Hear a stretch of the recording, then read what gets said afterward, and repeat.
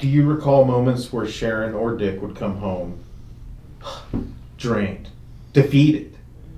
And if so, what did you learn from watching them walk through it? I can tell you the moments that my parents came home drained, exhausted, defeated, pulling their hair out were more than the times they came home exhilarated. Mm-hmm. In the early days, this was truly a labor of love. Sometimes I talk about, I've had the great fortune in my life to have jobs where I always say I would do this job whether I got paid or not. Mm-hmm. I love what I do. I put energy into people, and that's whether it's, as a nurse or whatever I'm doing. And I think that my mom had that same thing because she was the one here in the daily grind. And she would have done it. Well, she didn't get paid, right? I mean, it wasn't early on. And but she did it because she loved what she was doing. It doesn't mean you don't go home completely exhausted. It taxed every aspect of her person. Figuring out finances, figuring out staffing, figuring out food, figuring out sleeping quarters, figuring out funding, all that. It was like she opened this door where she saw this building and thought, we can keep some people okay overnight in here. That's going to work.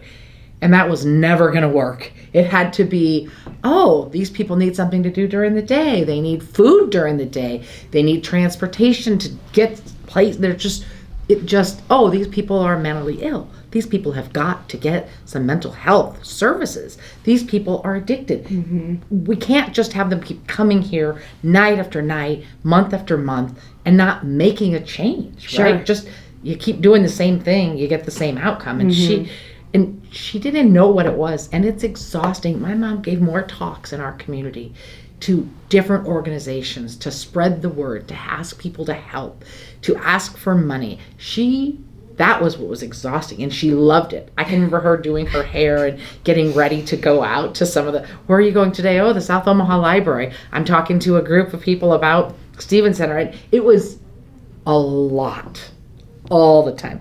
She was the CEO. She was the cook. Mm-hmm. She was the housekeeper. Yeah. She did everything. Yeah. And she realized really soon, just like with having 10 children, and the laundry and the cooking and the cleaning and the transporting and the sports, and this was sort of that was a microcosm of it, right? She was used to multitasking, but she came home exhausted. Yeah.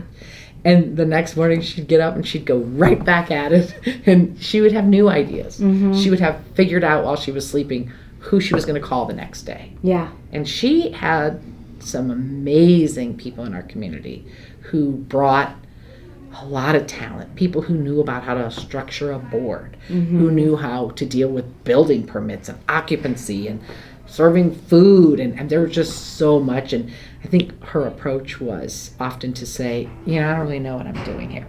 Yeah. Right? I just have these hungry people or these cold people. Sure. Or whatever. And I just need to know, how do I do that within the laws? How do I do that within, Well, and the beauty is that she remained humble, through it all. She wasn't leading by ego. She was very vulnerable with, here I am, and this is my vision, and I need you to come alongside.